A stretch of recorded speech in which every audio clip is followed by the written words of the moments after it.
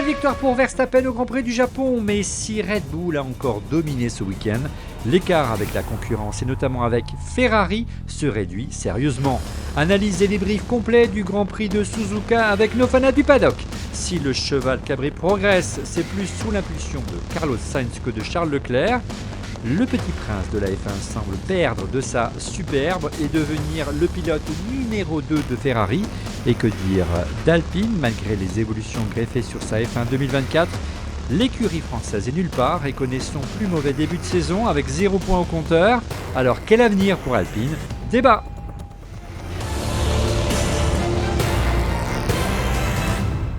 Bonjour à toutes et à tous, très heureux de vous retrouver pour cette nouvelle émission dont on refait la F1. Merci infiniment pour votre fidélité et n'hésitez pas à nous soutenir en vous abonnant à notre chaîne YouTube et à liker la vidéo. Je vous rappelle qu'on refait la F1 est disponible désormais sur sa propre chaîne. Encore une émission est diffusée sur la chaîne d'On refait la F, d'On refait le Mac. Si vous nous regardez sur On refait le Mac, le lien de la nouvelle chaîne se trouve dans la description de la vidéo. Pour la dernière fois, n'hésitez pas à vous abonner. L'émission, vous le savez désormais, est disponible tous les lundis après chaque Grand Prix. On a rendez-vous avec On refait la F1, Chien l'a dit, avant un Grand Prix. Avec pour arbitrer nos fanats du paddock, dont l'expertise est parfois de mauvaise foi, notre team principal, Éric Bouillet. Salut Éric. Bonjour à tous. À mes côtés, notre polémiste de la F1, fan de Lewis Hamilton et son écurie Mercedes, on le surnomme Helmut Merko pour son franc-parler, monsieur Laurent Pantanage. Bonjour Laurent. Bonjour tout le monde. Il porte les couleurs des Bleus de l'écurie Alpine qui a encore souffert ce week-end. Guillaume Pommier.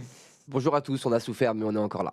Oui, on se demande encore pour combien de temps. À ma droite, un tifosi, le gardien de l'église Ferrari, Alain Di-Duca, alias Don Camillo. Les cloches n'ont pas sonné ce week-end. Hein. Oh non, mais ça ne saurait tarder. Bien. Et à ses côtés, un autre tifosi, on le surnomme l'Outrun de cette émission, monsieur Christophe de Grave Outrun. Le jeu vidéo. Le jeu vidéo avec la Testarossa, bien sûr. Salut tout le monde. Quant à moi, vous le savez, je demeure un supporter indécrottable de Fernando Alonso, dont on parle beaucoup d'un transfert chez Red Bull. On en parle dans un instant. Messieurs, Radio Check. Radio Check. Loud and clear. Et on enchaîne tout de suite avec le Grand Prix du Japon et un débrief complet.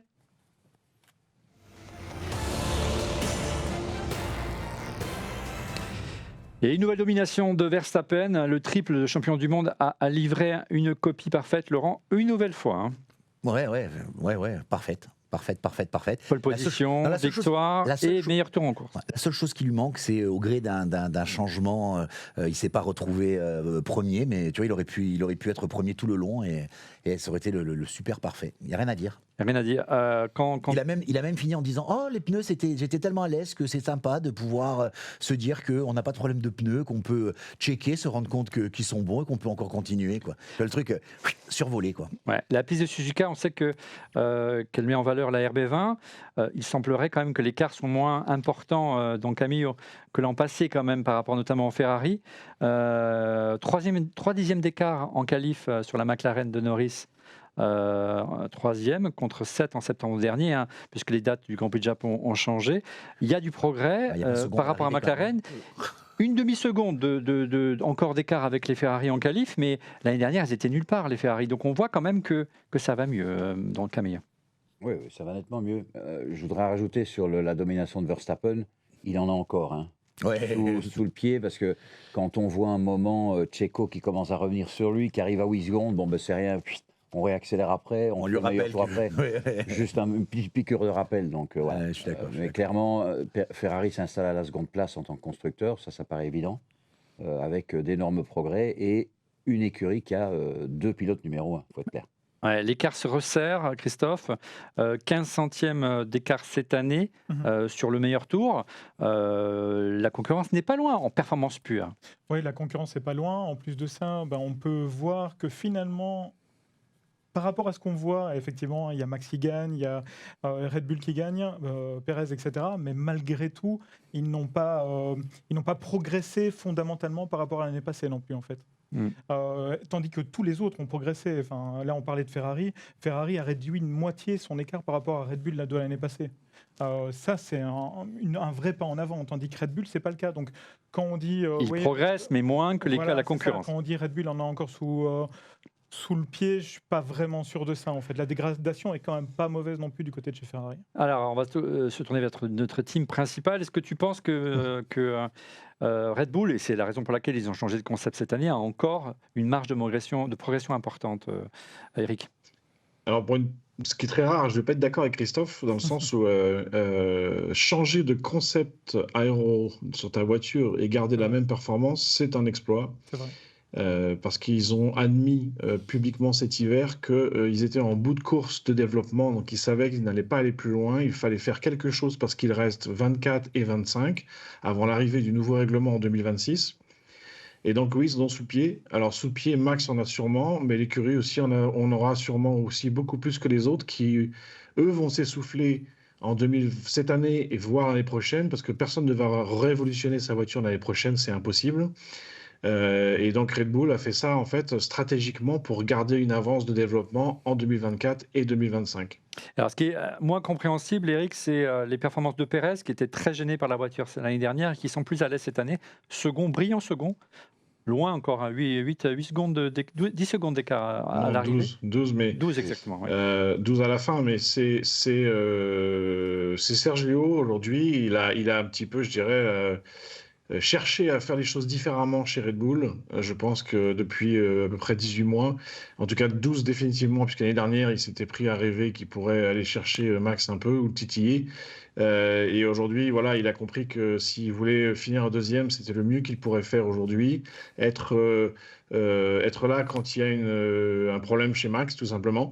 Mais pour ça, il y a des choses qu'il faut faire et des choses qu'il ne faut pas faire. Et il faut rentrer dans le rang, comme on dit. Ouais, c'est le moment ou jamais, on va en parler tout à l'heure, parce qu'il y a beaucoup de personnes qui tapent à la porte de Red Bull pour prendre sa place. On pense notamment à Fernando Alonso. Prochain Grand Prix sera le Grand Prix de Chine, dont la dernière épreuve à Shanghai s'est tenue il y a un moment maintenant, avant la pandémie de Covid-19, en 2019. Victoire d'Hamilton en son temps, face à Bottas, son équipier de l'époque, et devant Vettel chez Ferrari, donc ça remonte vraiment.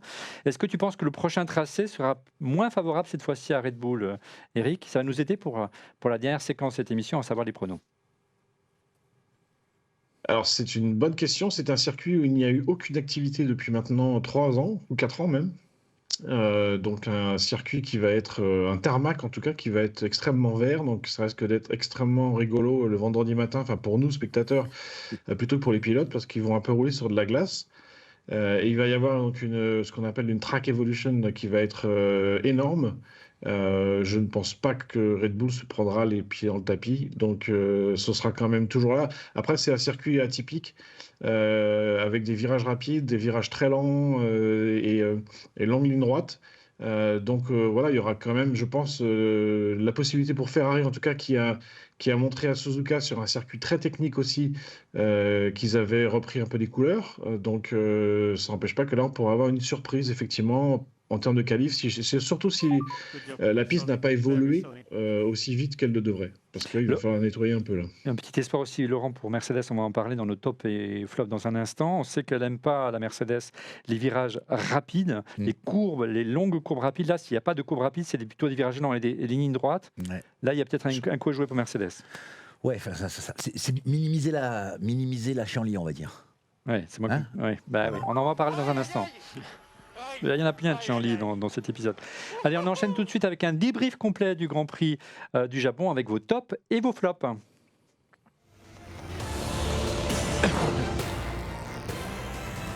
Allez, on commence avec toi, Christophe, avec ton top cette semaine. Mon top, c'est la stratégie de Ferrari, parce que fut un temps où quand Ferrari prenait des décisions, on se disait « Oh, mais qu'est-ce qu'ils vont faire avec Leclerc? Qu'est-ce qu'ils vont faire avec les pneus? Qu'est-ce qu'ils vont faire lors des changements au pit, etc. » Et aujourd'hui, j'arrive sur le Grand Prix, personnellement, en tant que viewer du Grand Prix, téléspectateur, merci, je vais y arriver. Que téléspectateur, j'arrive, mais relax. Je ne me dis pas, ils vont. Qu'est-ce qu'ils vont nous inventer cette semaine? Oui, ou alors il va y avoir un truc de fou. Ouais. Non, on l'a vu avec Charles.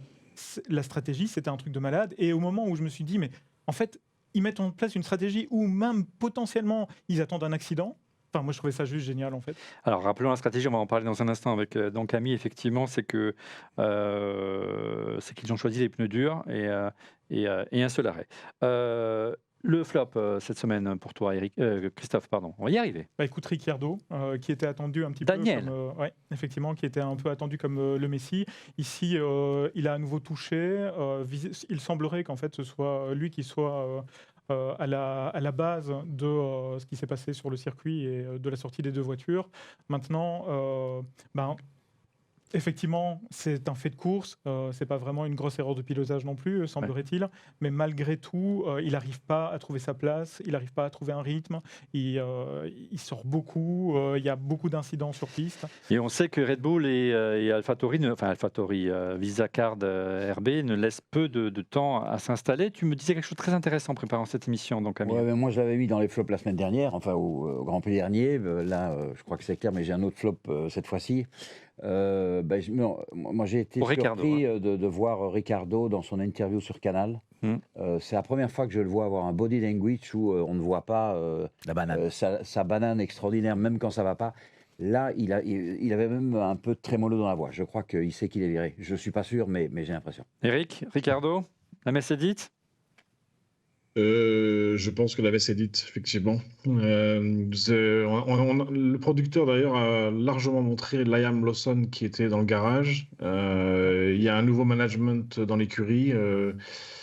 Je pense que le nouveau management va plutôt aller chercher, c'est dans leur intérêt sûrement, mais pas celui de Ricardo, mais de donner un peu de... Quand on a un nouveau nom, des nouveaux sponsors, on peut pas continuer avec un pilote du passé qui ne performe pas.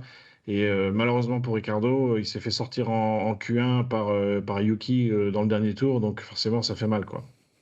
Ouais, ça fait mal pour Ricardo. Donc Ami, ton top et ton flop cette semaine. Bon, mon top, je ferai encore plus large. Pour moi, c'est Fred Vasseur. J'avais hésité la fois précédente, mais là, cette fois-ci, c'est clair, quoi. Il n'y a pas une erreur. La seule petite erreur, c'est Charles et encore en Q1, mais globalement, c'est une feuille, c'est du 10 sur 10. Que ce soit comment la voiture évolue, la stratégie. Copie parfaite. Oui, copie parfaite. Comment on gère les pilotes, parce que c'est pas simple quand même de gérer deux pilotes comme ça. Surtout un qui s'en va. Un qui s'en va. Et qui surperforme. Et qui surperforme. C'est super, voilà. Flop. Là, c'est Alpine. Aïe. Alpine, ça va de mal en pis globalement, parce qu'aujourd'hui, Alpine se bat contre Williams, quoi. Donc, sans doute contre ce qui peut se faire malheureusement de moins bien en Formule 1. Les Haas sont devant, enfin tout le monde est devant, donc c'est plutôt dramatique. Il faut espérer une injection de quelque chose, je ne sais quoi. Si c'est de l'argent, j'ai un scoop. Ouais. J'ai un scoop. Parce que effectivement, tu as un scoop, une première main. C'est de ce matin, il y a quelques minutes. Ouais. Ils auraient trouvé un nouveau sponsor qui est Hoffmann Laroche, un laboratoire pharmaceutique. Alors vous allez me demander le rapport entre un avec la laboratoire F1. et la F1. Le Hoffmann Laroche, c'est ceux qui ont le Valium. Oh mon Dieu. Bon, je vois notre ami Guillaume qui rentre dans ses épaules. Le pauvre, mais on a un chapitre consacré à Alpine. Laurent, de ton côté, quels sont tes tops et tes flops? Alors moi, mon top, c'est Yuki Tsunoda. En fait, je trouve que ce pilote, tu vois, c'est pas évident de se battre contre Ricardo. 4 ans qu'il est là. Hein. Ouais, mais en fait, au début, il a très mal commencé, très arrogant, très colérique, Et moi, je me suis dit, mais ce mec passera jamais 2 années. Encore une fois, il est dans une écurie qui est compliquée. Alors oui, il a des sponsors, oui, pour le marché. Honda. Oui, Honda. Mais malgré tout, et en fait, tu te rends compte que il y a quelque chose qui a dû se déclencher chez lui et il est dans les points régulièrement. Un déclic. Un déclic. Les interviews, il est intéressant. Puis il gueule plus à la radio. Il gueule pas trop. Il est et franchement, je me dis, c'est ces pilotes qu'on a envie de voir évoluer, quoi. Tu vois, donc il faut du temps et ça m'a fait plaisir. Alors il était ce genre de choses, hein, qui est au Japon, tu vois, ça facilite. Mais voilà, très bien. Et ton flop? Mon flop, c'est Mercedes. Alors c'est pas au niveau Autoflagellation. Oui, mais c'est pas au niveau d'Alpine, mais ça commence à sentir mauvais. Ouais, ça craint, quoi. Ça craint, ils comprennent rien. Franchement, depuis qu'ils font courir des classes A, moi je trouve ça très bien. Hein. Ouais. C'est classe A. Tu veux dire les limos, c'est ça, les classes A, c'est les limos. Non, mais blague à part, Eric a souvent dit une phrase que je trouvais intéressante qui était Mercedes, ils ont une structure qui fait que ils sont solides et les changements de réglementation, ils les affrontent. Et en fait, on se rend compte que. On sent que c'est les coureurs de fond. Hein, Ouais, voilà. mais là, Et ça s'améliore tout doucement. Et là, on les sent vraiment perdus. Il n'y a rien. Un pas en avant, un pas en arrière, un pas en avant, un pas en arrière. On a l'impression, ils sont encore. Encore une fois, la fois d'avant, ils avaient dit cette phrase terrible qui était je comprends pas, ça marche en simulateur et ça marche pas sur le truc, ben change quelque chose parce que tu vois, je veux dire, à un moment donné, si tu peux pas te reposer que sur le simulateur, quoi. Et là, Allez, on va essayer de remonter un petit peu le moral à Guillaume. Quel est ton top et quel est ton flop? Alors oui, mon top, c'est Tsunoda, comme Laurent. Donc je ne veux pas développer, hein, Laurent l'a bien expliqué. Ouais. Il a pris Bonne le leadership. Alors de manière globale, il l'a pris aussi depuis le départ de Gasly, parce que c'était lui qui était vraiment le patron quand il était chez AlphaTauri. Et depuis qu'il est parti, il prend un peu le lead et il le prend bien. Et en plus, il était à domicile, donc il a fait un super Grand Prix, solide. Il termine devant une Aston Martin. Premier japonais depuis très longtemps à se classer dans les points. Donc, c'est lui qui sort, on va dire, l'une des voitures du top 5 des points. Donc bravo à lui. Et mon flop, évidemment, c'est Alpine. Je suis triste de dire ça, mais on voulait avancer d'un pas ce week-end avec les évolutions. On a plutôt reculé d'un pas. Les évolutions, elles étaient au niveau de l'avant de la voiture, de l'aileron, avec un peu plus de pièces aéro et puis un peu plus légères. Et au final, ça n'a pas fonctionné. On est aux 2 dernières places si jamais Sergio ne se sort pas, donc on est loin derrière. Et j'étais tellement dégoûté de voir en fait les 2 Alpines se faire dévorer littéralement dans la ligne droite par toutes les voitures, plutôt même du bas de classement. Et oui, ça fait de la peine. On va en parler d'Alpine. On y garde des arguments pour le chapitre final. Eric, quels sont tes tops ou ton top et ton flop cette semaine? Écoute, moi, je ne vais pas réinventer. Hein. Le top pour moi, c'est Ferrari, ou je dirais même comme Alain Vasseur. On commence à voir un peu le fruit de son travail. On se rend compte aussi de la lourdeur que c'est de faire changer le paquebot Ferrari. Parce que ça fait déjà maintenant plus d'1 an qu'il est à la tête de Ferrari. Et on commence simplement à parler de bonnes stratégies, de choses positives, alors que c'était ce qu'on critiquait depuis plusieurs années. Donc chapeau à Fred, parce que on voit bien d'ailleurs sur le visage, il est fatigué. Et ça doit pas être facile tous les jours quand même, mais ça commence à payer. D'ailleurs, je pense que même un Charles Leclerc qui est proche de Fred doit aussi comprendre qu'il doit sortir de sa zone de confort. Alors c'est facile à dire assis sur ma chaise, hein, mais on voit bien qu'il n'est pas encore serein. Un Sainz qui donne tout parce que voilà. Donc, mais au final, ça fait quand même. Ils ont géré 2 stratégies alors qu'ils ont été. On leur a jeté de l'huile chaude pendant plusieurs années sur les stratégies. Ce week-end, ils ont été les maîtres de la stratégie, donc bravo. Et le flop, je mettrais Mercedes parce que voilà, avec tout ce que je dis, effectivement, ils ont des gens, une équipe très solide. Alors peut-être qu'eux aussi sont dans une zone de confort et qu'il faudrait peut-être un peu la révolution de palais là-bas. Parce qu'ils ont tout, ils ont l'argent, ils ont les ingénieurs, ils ont tout. Et donc, comme Red Bull ou Ferrari, vous me direz, mais il y a quelque chose qui marche pas clairement. Il y a un manque peut-être d'agilité, si je peux me permettre. Voilà. Merci Eric. De mon côté, mon top, évidemment, il s'agit bien sûr de, comme c'est curieux, Fernando Alonso. Je trouvais qu'il était encore brillant. La Aston Martin sur la courbe ascendante. Les évolutions sont vraiment fonctionnées. C'était vraiment le point faible l'année dernière. Hein. Les évolutions, ils avaient commencé de manière tonitruante et cette année, ils semblent suivre le rythme de la course au développement. Je trouve ça très encourageant. Les investissements, la soufflerie, les nouveaux bâtiments, les embauches, vraiment les planètes semblent s'aligner du côté d'Aston Martin. Alonso, plutôt impeccable ce week-end, si bien qu'on en annonce aussi bien chez Mercedes que chez Red Bull. Qu'est-ce que vous pensez de cette rumeur? Alors, on va commencer avec Eric et on va faire tourner rapidement la parole. Eric. Comme il le dit lui-même aussi, hein, Mercedes, pour l'instant, ils sont derrière Aston, donc c'est pas très tentant, mais...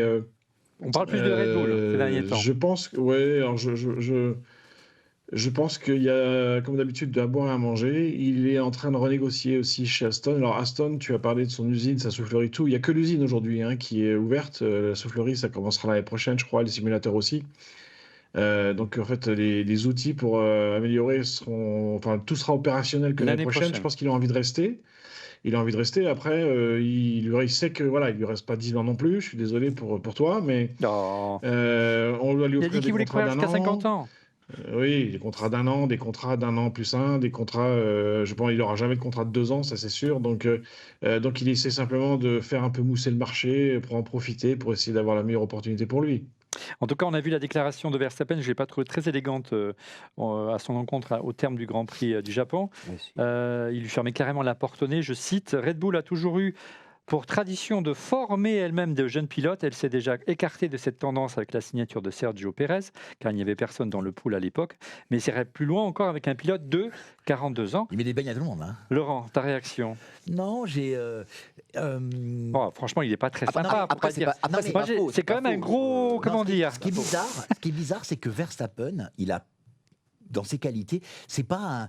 Il n'y a pas de filtre. Non, c'est pas un voyou. C'est pas un Alonso. C'est pas Hamilton, tu veux dire. Oui, c'est Mais ni, du fil mais partout. c'est ni Hamilton ni Alonso qui est capable de te, tu vois, tu vois, il est plutôt neutre habituellement dans ce qu'il dit. Là, je l'ai pas trouvé du tout neutre, quoi. Moi, J'ai je- trouvé ça très étonnant. Réaction, peut-être une dernière en plateau. Alonso, réaction de Verstappen.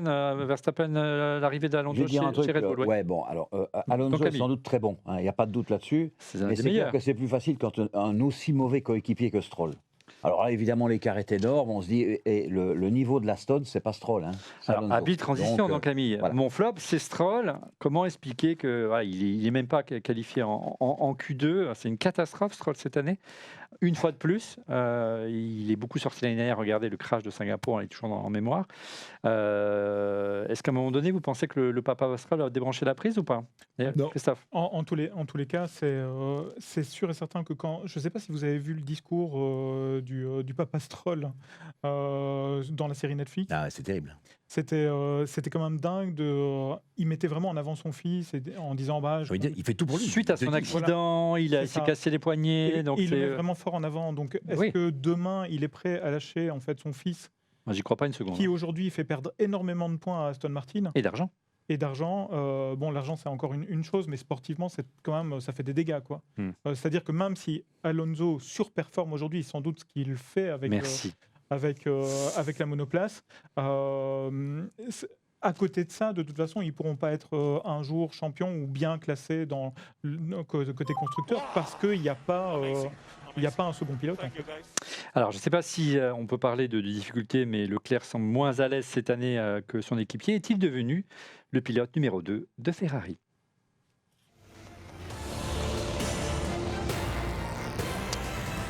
Alors, curieusement, Leclerc a été élu pilote du jour ce week-end, curieusement, car au regard des stats, j'ai du mal à comprendre. Hein. La question qui se pose plutôt est de savoir s'il n'est pas devenu le pilote numéro 2 de Ferrari. Regardez ses stats. En course, il finit 4, 3, 2, 4 depuis le début de la saison. En qualif, 2, 2, 4, seulement 8e au Japon. Et 3e au championnat du monde avec 59 points. Et son coéquipier Sainz, en course, 3 grands prix. 2 podiums, 2 troisième places et une victoire en qualif. 4e, un non-départ suite à ce problème de santé. 2e et 4e. 4e au championnat du monde avec 55 points. Il est simplement à 4 points de son équipier malgré sa crise d'appendicite.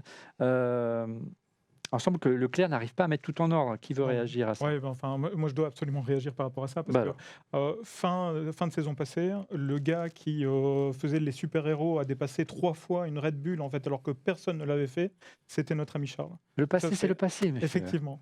Mais, et ici, il se retrouve dans une monoplace qui visiblement est beaucoup plus à l'aise sur les longs runs plutôt que sur les séances de qualification. On le voit, même Sainz.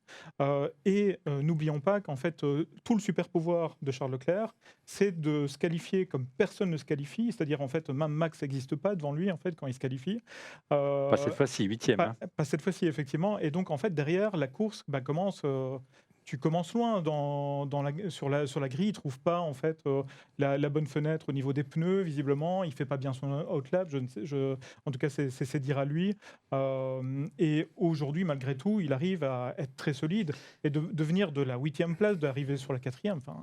Ouais, alors il a été solide, c'est vrai. La stratégie, tu le disais, donc Camille, a été excellente de la part de Ferrari parce que c'est l'un des rares à avoir un seul arrêt. On sait que Mercedes n'y a pas réussi.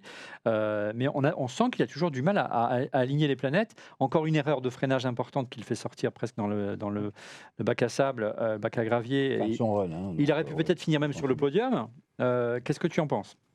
Donc moi, je dirais comme Eric, clairement, il doit maintenant se secouer un peu, sortir de sa zone de confort.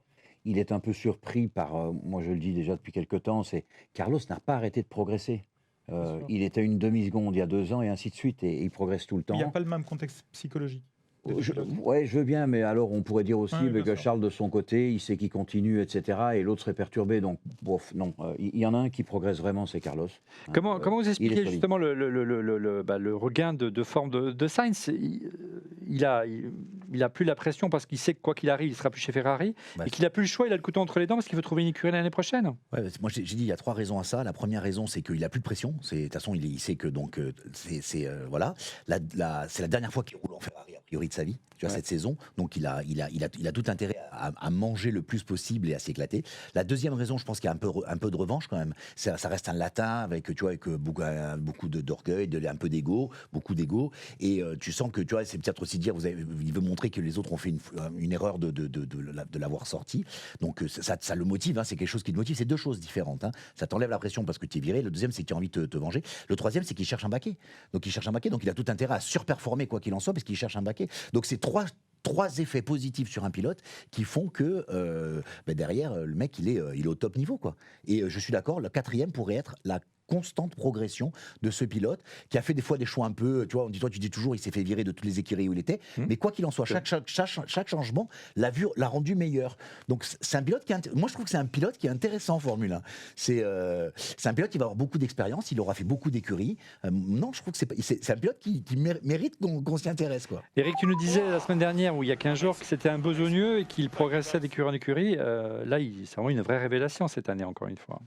C'est effectivement quelqu'un qui travaille beaucoup, qui apprend, qui progresse, on le voit bien, qui sait aussi prendre soin de son environnement, que ce soit proche, direct, ses mécaniciens et son équipe et le reste. C'est Et aussi qui est bien quelqu'un qui est entouré. très stable psychologiquement dans sa tête et dans son environnement familial. Et j'ajouterais un petit détail, son style de vie. Euh, Quelqu'un qui est vraiment très constant. À la différence de Charles, Charles en fait a été extrêmement couvé normal par sa famille. Aujourd'hui, c'est un homme qui grandit, qui est starisé à Monaco et qui, que je pense, a plus de distractions dans sa vie que ne l'aurait un Carlos Sainz, qui lui peut rester concentré. Quant à Charles, aujourd'hui, il a peut-être quand même un peu plus de distractions que les autres, et c'est peut-être là où, bah voilà, on a des petites instabilités il a le talent, c'est sûr, hein, et puis il a loupé sa qualif, hein, si on peut appeler ça louper sa qualif, ça peut arriver à tout le monde. Mais je pense que c'est peut-être des influences extérieures qui sont aujourd'hui, qui ont un impact sur Charles plus que sur Carlos. Allez, autre inquiétude plus sérieuse cette fois, plus profonde, l'écurie alpine qui sombre dans la crise.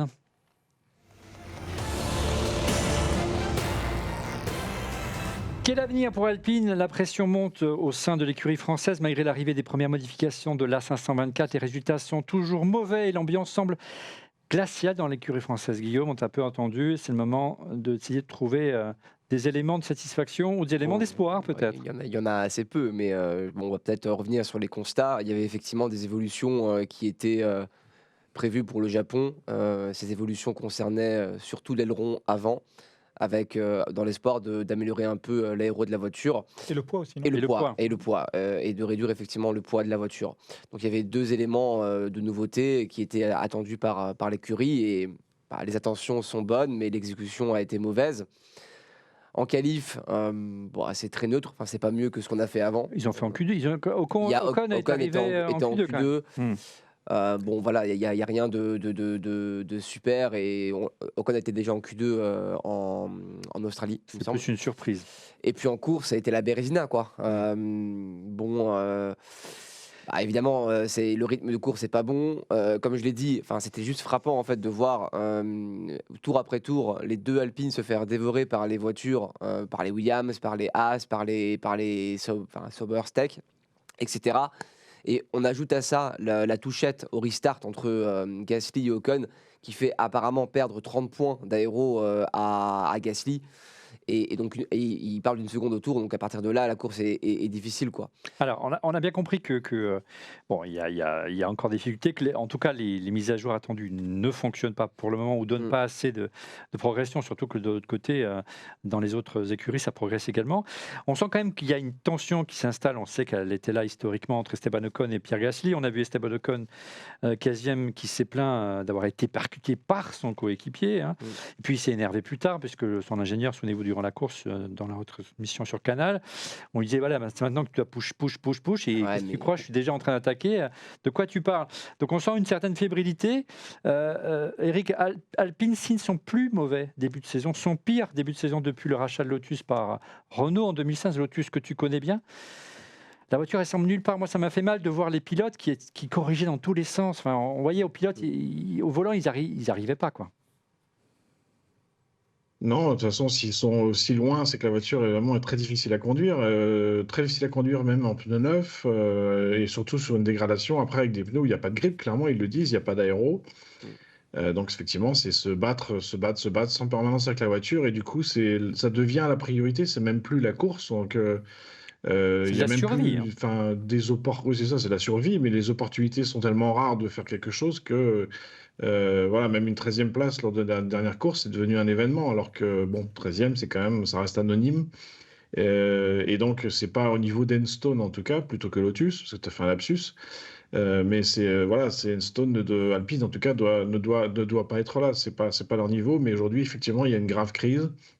Tout le monde s'en va. Et comme on le sait, c'est plusieurs années pour reconstruire une équipe. Est-ce que Di Meo aura la patience? Ça, j'en suis pas sûr. Ouais, alors, on va se donner peut-être jusqu'à Monaco et on verra d'ici Monaco, effectivement, mais j'ai bien peur qu'à un moment donné, ils disent stop. Luca De Meo avait quand même voulu attendre jusqu'à l'été. On fera un point.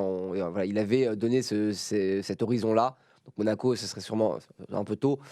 On verra. Aujourd'hui, clairement, on est la dernière force. Alpine est la dernière force du plateau. Tu nous disais en préparant cette émission qu'il y avait encore un départ, Eric, c'est ça, du côté de chez Alpine? A priori, oui, un des ingénieurs français très cotés, en tout cas en F1, Pierre Genon, qui partirait, qui serait en partance, en tout cas, de Enstone aujourd'hui. Donc, ce qui est encore une autre mauvaise nouvelle. Laurent? J'aimerais que Christophe offre son t-shirt parce qu'il y a écrit père et en fait je pense que ça irait bien. Non, mais moi je pense que ce qu'il faut conscientiser, c'est effectivement, il parlait de l'été pour faire un point, mais seulement le problème, tu vois, c'est que quand c'est catastrophique à ce point, est-ce qu'on attend quand même le mur qui arrive parce que en été ou pas, ça changera pas grand-chose, quoi. Et deuxièmement, moi je pense beaucoup aux deux pilotes qui sont quand même deux pilotes des purées de talent, quoi. Pierre Gasly en premier et qui sont en train de perdre une année, 2 années, et c'est important, quoi. Ouais, c'est clair. Allez messieurs, un petit passage au box pour un petit quiz F1.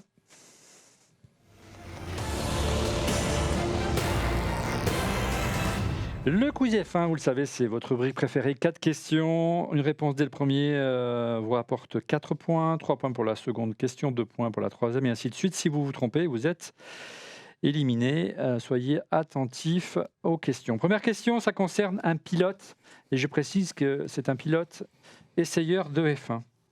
Encore une fois, pour vous aider, vous mettre sur la voie, souvent maintenant, et c'est une règle, le quiz F1, les sujets sont liés à l'actualité. En 2014, je suis la première femme à prendre part à un week-end de course de F1 en 22 ans. En 2014, je suis la première femme à prendre part en un week-end de course de F1 en 22 ans. Suzy Wolf. Suzy Wolf. Ah ben j'ai oublié Oh pardon. Pardon la régie. J'ai oublié la ligne de départ, mais tu es donc parti trop tôt, donc on a... Bravo. Ce serait pas suicide. 5 secondes de pénalité, mais tu prends le point. Non. Amazing. F1, Alpine a du mal, mais heureusement Guillaume est au rendez-vous. Il s'agit bien de Suzy Wolf. J'étais pilote d'essai de Williams Grand Prix. J'ai dirigé l'écurie Venturi en Formule E. Et j'ai été nommée en 2003 directrice de la F1 Academy. Très décriée durant l'intersaison. Une petite cabale qui a été levée, pas très élégante envers la famille Wolf, d'ailleurs, qui a porté plainte. C'est encore ça a fait encore quelques rebondissements en coulisses de la F1. Un autre pilote de F1, et bravo Guillaume, 4 points pour Guillaume. Et pilote de F1, attention. En exercice? Je ne donne pas d'informations. J'ai été un pilote Ferrari. Jody Il y en a Scheckter. quelques-uns. Jody Scheckter, c'est pas loin, mais c'est pas lui. J'ai porté un casque rouge. Niki Lauda. Niki Lauda. Niki Lauda, bonne réponse de Laurent, il a répondu juste avant toi. Oh. J'étais triple champion du monde et en 1976 au Grand Prix de Japon, je prends la décision courageuse d'abandonner la course en raison des intempéries. Japon, donc on parle de Niki Lauda, alors qu'il revenait de son terrible accident où il avait été très très gravement brûlé. Niki Lauda, le grand Niki Lauda qui est disparu il y a 2 ans déjà. Un circuit cette semaine. Attention, je suis la propriété d'un grand constructeur. Je suis la propriété. Suzuka. Non. C'était un piège. Monza. Non, je suis installé au Japon. Fuji. Fuji, oui, bonne réponse de ton Camille. C'est non. James Hunt il a été couronné champion du monde pour la première fois et je tire mon nom d'un mont, le mont Fuji. Ça fait 2 fois que Eric il est à la seconde. Ouais. Désolé Eric, donc ça fait, en régie si vous m'entendez, ça fait combien au score? 3 pour Laurent, 4 pour Guillaume, 3 pour Alain. Merci. Un nouveau, non pas un nouveau, un patron d'écurie. J'ai fait une longue carrière chez Peugeot Sport avant de prendre la direction de Peugeot justement. Jean Todt. Pardon? Jean Todt. Non. Farman. Ah, Bruno Ah Famin, oui, oui, oui, 4 ah oui, points oui, pour oui. Éric Bouillet. Donc il revient du Diable Vauvert, le patron de l'écurie alpine. J'ai ensuite mis le cap sur la FIA, la Fédération Internationale Automobile. J'ai succédé à Otmar Schaffnauer, j'arrive jamais à le dire Laurent, et je suis le team principal d'Alpine, monsieur Bruno Famin. Allez, 5e question. je vais me faire remplacer par Ribouli en 2024. 2025. On se rigole. On le souhaite tous. À nouveau un pilote de F1. Alors, j'ai fait mes premiers tours de roue en F1 chez BMW Sauber. Ils sont pas nombreux à participer. Heidfeld. Non. J'ai longtemps détenu le record du plus jeune poleman et vainqueur de Grand Prix. J'ai longtemps détenu. Vettel. Sébastien Vettel. Bonne Bravo. réponse de Ouais, Guillaume. bravo. J'ai remporté 53 victoires, soit le 3e pilote, le plus victorieux de l'histoire de la F1. J'ai remporté 4 championnats du monde consécutivement. Il s'agit bien de Sébastien Vettel, qui refait l'actualité. Eric, on l'annonce possiblement. Il y aura des discussions avec Mercedes. Un retour. 2 ans, Non, 2 chez ans Porsche, après avoir surtout. arrêté. Tu y crois ou pas? Non, je crois que c'est surtout chez. Oui, alors il a effectivement, il a refait des essais récemment avec Porsche. Je crois qu'il y a des grosses discussions pour qu'il retourne, pour qu'il aille en endurance, pardon. Maintenant, je pense que oui, il a dit qu'il reprenait goût un peu à la course. Alors évidemment, tout le monde s'est mis à rêver que Vettel revenait en F1. Il a même un peu mis d'huile sur le feu en disant pourquoi pas. Je discute avec. Je crois Toto pas. Wolff. Je crois pas Non. que ce soit une option. La page est tournée. Allez, dernier. On en est où au niveau des scores, les amis, en régie? 7 points pour Guillaume, il est devant. Donc là, Eric, il faut réagir. Un pilote de F1. J'ai piloté pour Tyrrell, Benetton ou encore Jordan. J'ai piloté pour Tyrrell, Benetton ou encore Jordan. Il n'y a pas toutes les écuries dans lesquelles il a participé. J'ai participé à 201 Grands Prix, mais remporté qu'une seule allez-y, victoire. allez-y. Jean, allez-y, bravo Guillaume. Bravo. Je suis le dernier pilote français titulaire chez Sauf Ferrari. bonheur d'Alpine. Ouais. Je suis originaire d'Avignon avec un accent touchant. Notre pilote, moi c'était l'un de mes pilotes préférés, Jean Alesi, et on n'aura pas besoin d'avoir la dernière question qui servait à vous départager. Donc Ah, mais là, encore quand une même, fois une non victoire de Guillaume. Bravo. Voilà. Bravo Guillaume. Merci Il est beaucoup. toujours un peu malade, mais il a repris le rythme. Je fais briller Alpine en ce début de semaine. C'est clair. Allez, on T'es bien passe, le seul, t'es bien le seul. on passe à la Minute Insta. Je crois que c'était avant que je devais la faire, mais c'est pas grave, on l'a fait maintenant. La Minute Insta, la rubrique réseaux sociaux.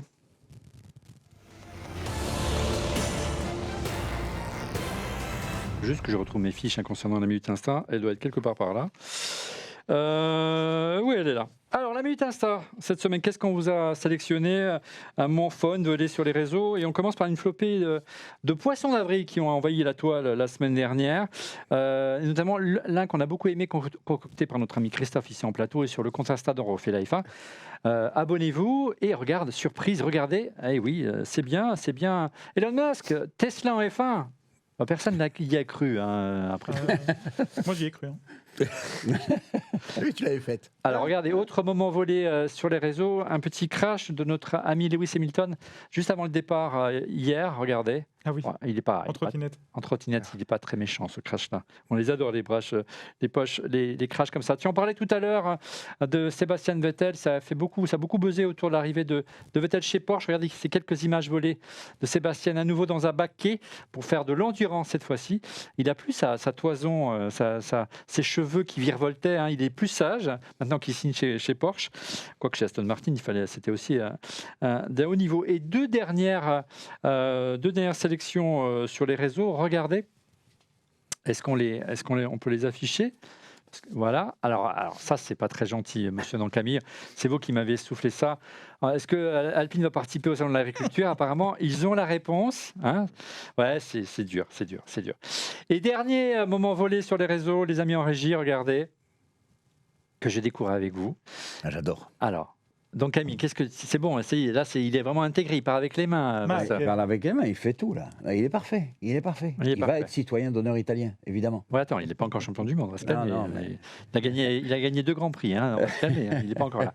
Allez, on termine cette émission par les pronos du Grand Prix de Shanghai.